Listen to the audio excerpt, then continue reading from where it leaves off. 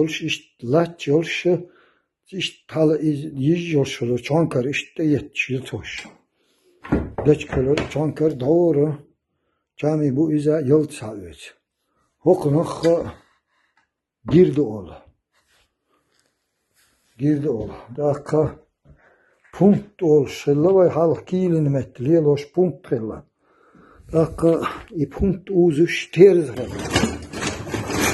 dünen çaha diha siha sat gira yılı diha kil aldaş diha yılın siha kil uzuş yol çık terz çult ya del dühur dünenç del terz herdo. Dakika hokop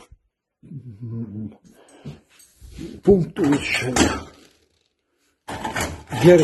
Gerke uzşul, gerke olsun, gerke. O da işte demişti, işte tasa uş berglon şu o da yine. Da doğruş matça itoşu, çonkıracı panırıyor. Hara de onu itoyu. Hoş kureye çel. Hinç rişotka ol, çartal ol diye okunu. Hilla hoş herxdu. Aka. Kıyhoyo. Doğruş matça xarab şu. Hoş ve kujulş bu hinç veşel ol hokun. İşte datosi hote tos şelijiş gerk xinirk. Bakış tatüs şelhan kujulş. Hadi oh göşen. Akka doğruş liturştu. Çıktı bilhumyo. Hara sahdu. Hokunuk sah ol. Tak hokunuk kuny ol. Hara jalen düş lukat bu. Hokunuk mazıl ol. Mazıl mu xilli lo şil ve hinse flagın şliyeli yok ha.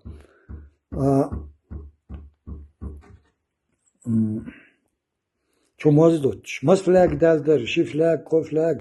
It flag oluyor. Flagın şi dust koy imaz. Akka hara i flag nimet het maz ço doç şliyeli lo şil. Hokarın ço mazıl çayol ço mun ço maz sen ço çatır maz diyor inşallah. Und wenn flaggen çoğuz litteriyor de hokarın ço şi barın boş mazın çoğuz mel diyor dagsa doksan maz diyor inşallah. Mazıl deyler hon maz çok kol maz deyler şeyne olşul. Mazıl xudak olşul hokul dak ole o mazıl çbarım diyor olşul. Var mazıl yok. Akka hinç hokun dagsa yok şu so hara o mazıl jimiyo girdil lakarı o mazıl yok kahmıyor. Hara girdi bu matça. Akka Öyle işte tarım şarah dokuyorsun hoş. Nasıl yarıcı hiç dokuyor. Akka öyle kürüyor.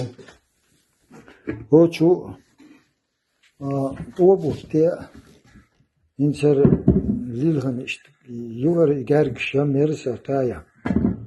O çu o bu diye her gün diye öyle hoş tasles toş bu bekçil gülle. Çünkü nalga bakır oh.